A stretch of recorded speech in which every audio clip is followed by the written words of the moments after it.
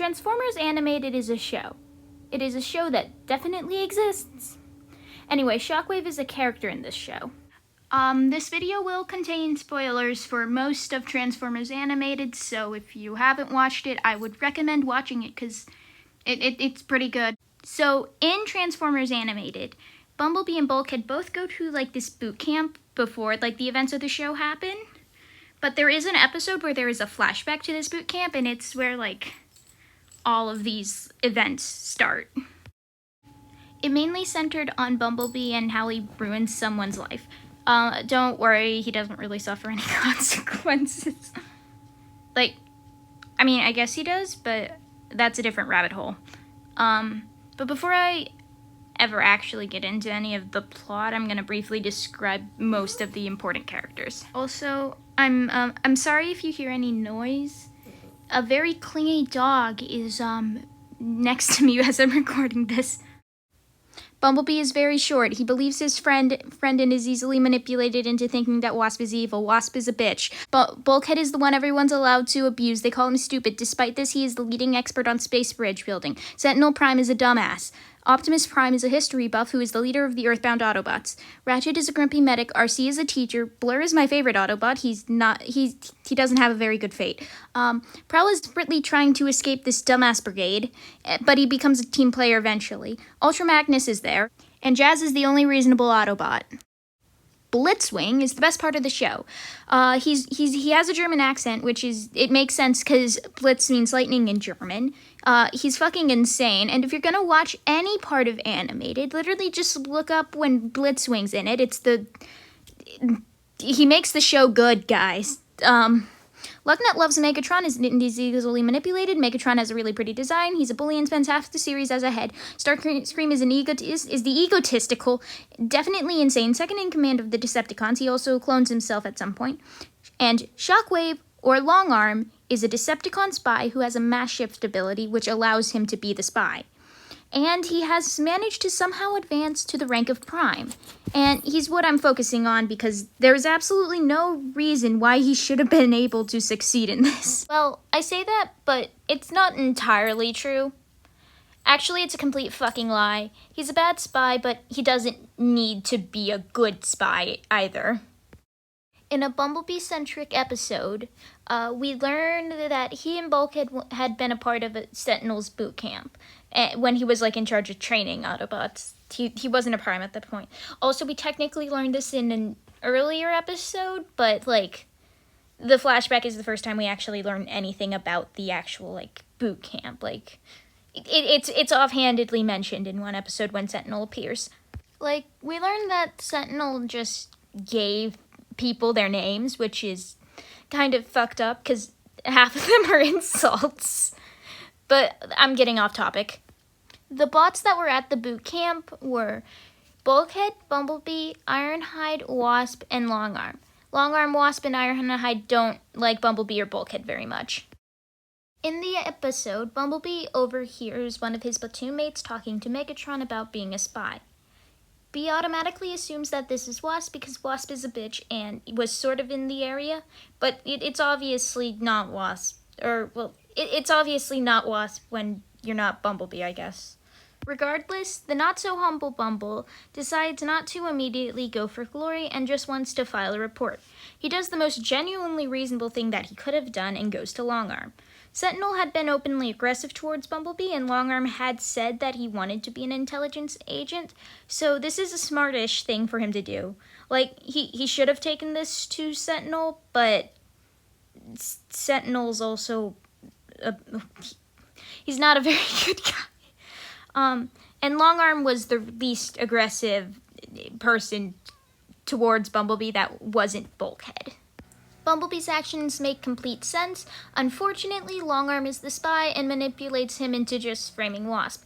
He says Sentinel is a glory hog and will take the credit from Buzzboy. And Bumblebee is, in the nicest way, not very smart, so he immediately falls for this. And he works with Longarm to get Wasp kicked out. Sentinel talks about promoting Bumblebee, but then he doesn't because Bulkhead was going to get kicked out and Bumblebee takes the fall for one of Bulkhead's actions. A lot of shenanigans happen between Wasp being framed and Bumblebee finding out that there's a spy, including Longarm trying to murder Bumblebee. Regardless, for the next, like, couple of months to, like, a few years, somebody is mowing their lawn. Whatever.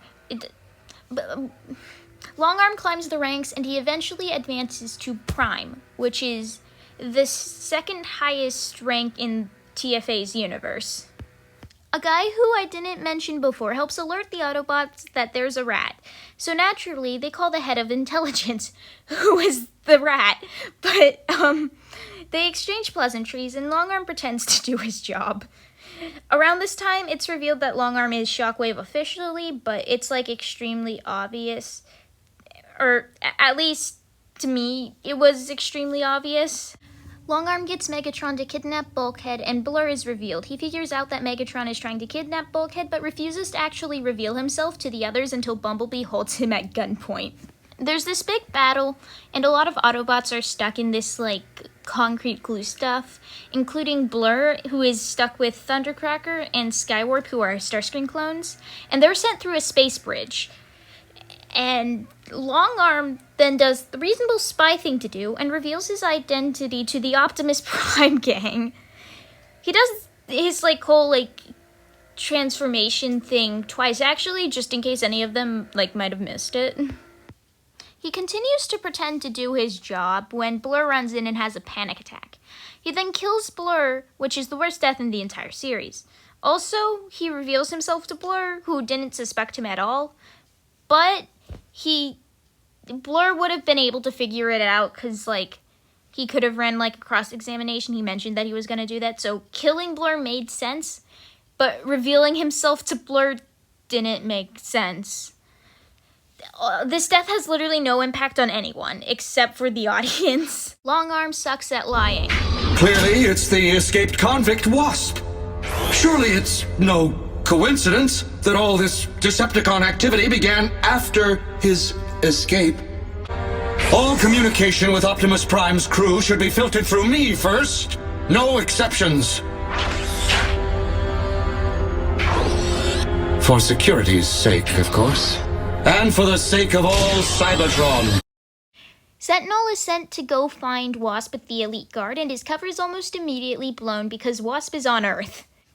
A lot of smaller things happen, but basically he believes his cover is about to be blown, so he stops caring, and he reunites with Megatron, fights with Lugnut, and he's arrested with the rest of the Decepticons.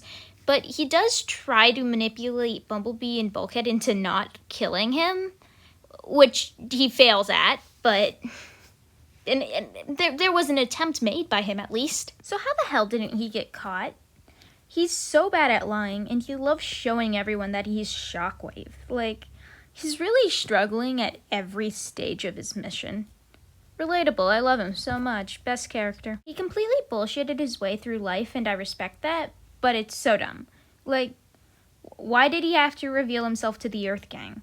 I can understand Blur because he was going to kill him anyway, but why the other 2 times? It might have been to gloat at Bumblebee, but then why show himself to RC? He revealed himself to RC. I forgot to mention that. There was a whole thing with another character that they need the access code for. It's dumb. But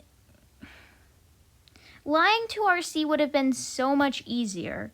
But he's also a terrible liar, so... His life becomes 100 times easier when he just doesn't immediately blow his cover.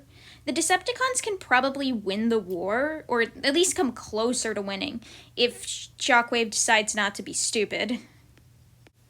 In defense of Shockwave, the Autobots are also very, very stupid, and a lot more stupid than he is, so he can get away with being a dumbass.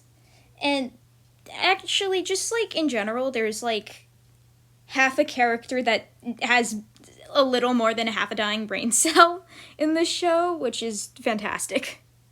On account of everybody being, like, a dumbass, it does make sense for Shockwave to be able to, like, infiltrate the Autobots, and a lot of actions in the show make sense, like, especially if you, like, look at it strictly from a character's perspective and not the perspective of a semi-omnipotent audience.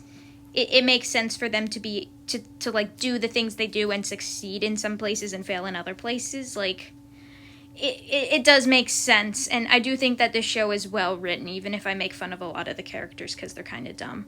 Shockwave takes many unnecessary risks, which almost or do compromise his position as a spy, and for that reason, he is both the world's best spy and the world's worst spy.